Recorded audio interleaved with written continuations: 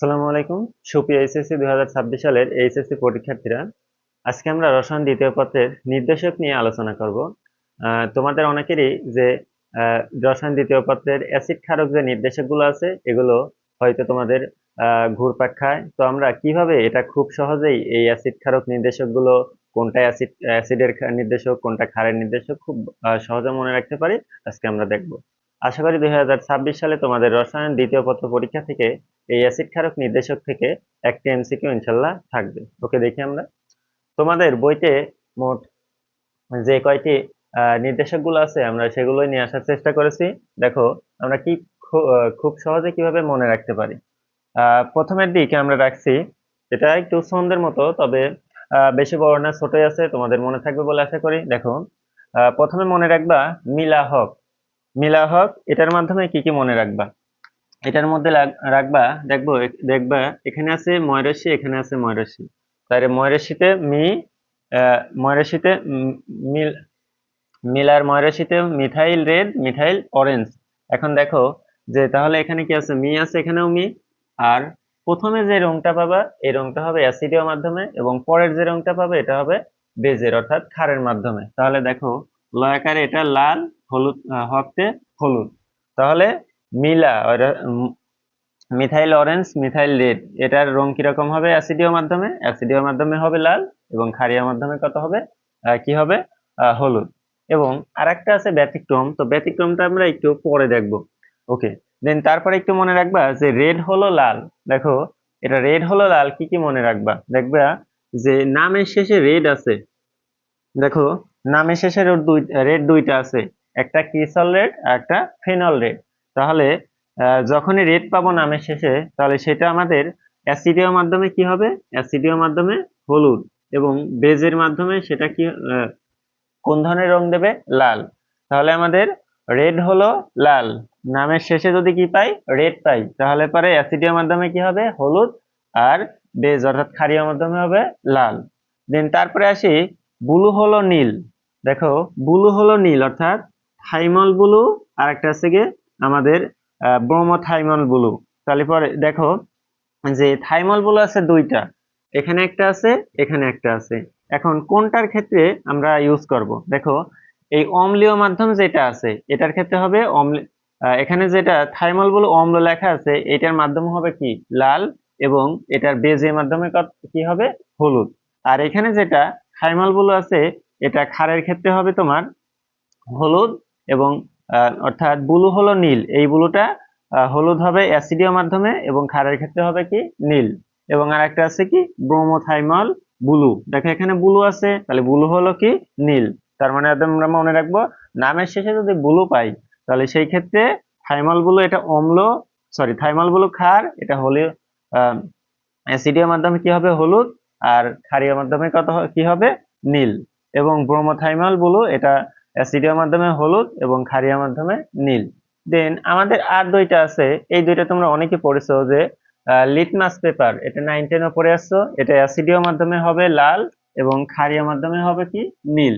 এবং আরেকটা আছে ফেনফথ্যালিন, এটা অ্যাসিডীয় মাধ্যমে হবে বর্ণহীন, এবং বেজীয় মাধ্যমে যে ক্ষারীয় মাধ্যমে এটা হবে কি, লালচে বেগুনি। তো এই দুইটা আমরা এটার মধ্যে না রেখে একটা আলাদা রেখেছি, এটা খুবই, এই দুইটা খুবই ইম্পর্টেন্ট। এইখান থেকে বিশেষ করে ফেনফথ্যালিন, এটা পরীক্ষায় অনেক সময় আসে যে ফেনফথ্যালিন ক্ষারীয় মাধ্যমে কোন ধরনের বর্ণ প্রদর্শন করে, অম্লীয় মাধ্যমে কোন ধরনের বর্ণ প্রদর্শন করে।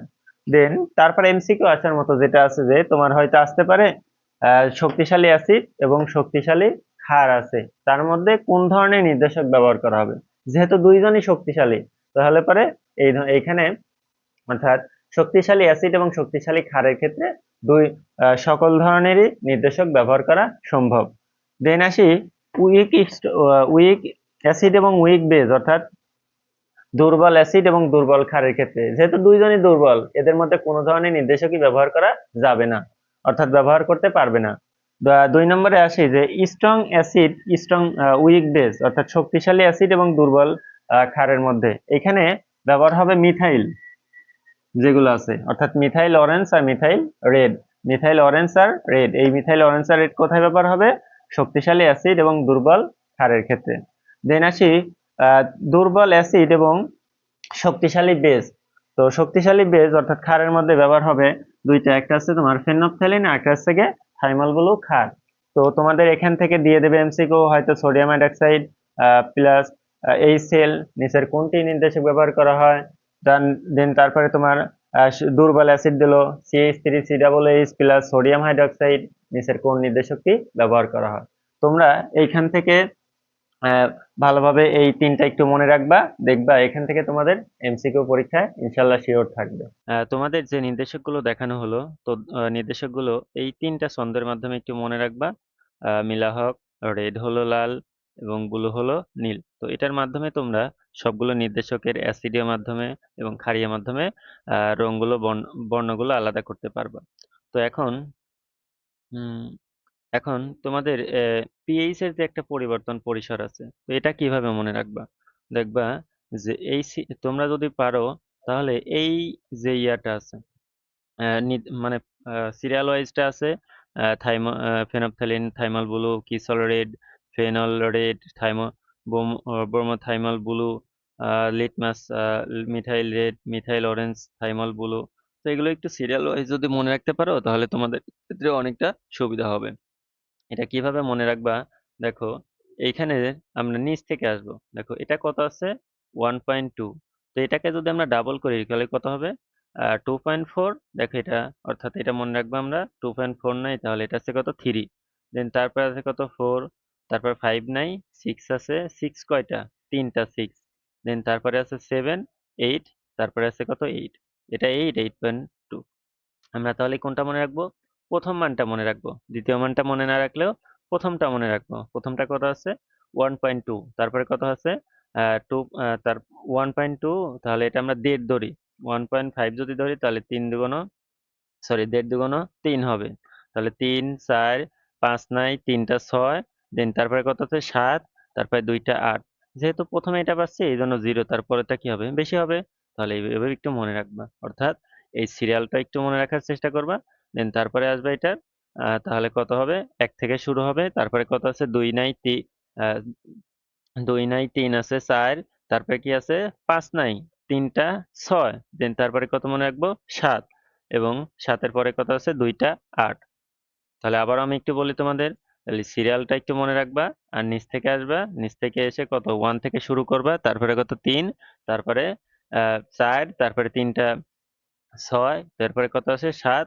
আর কত আছে, 2টা 8। তো এর মাধ্যমে আমরা মনে করি, সরি, এর মাধ্যমে আশা করি তোমরা এই অ্যাসিড ক্ষারক যে নির্দেশকগুলো আছে খুব সহজেই অ্যাসিডীয় মাধ্যমে বর্ণ, ক্ষারীয় মাধ্যমে বর্ণ এবং তাদের যে বর্ণ পরিবর্তনে পিএইচ এর পরিসর খুব ভালোভাবে এখান থেকে মুখস্থ করতে পারবা এবং তোমাদের পরীক্ষায় তোমরা কমন পাবা এবং মেডিকেল অ্যাডমিশনও দেখবা এখান থেকে তোমাদের একটা এমসিকিউ থাকতে পারে।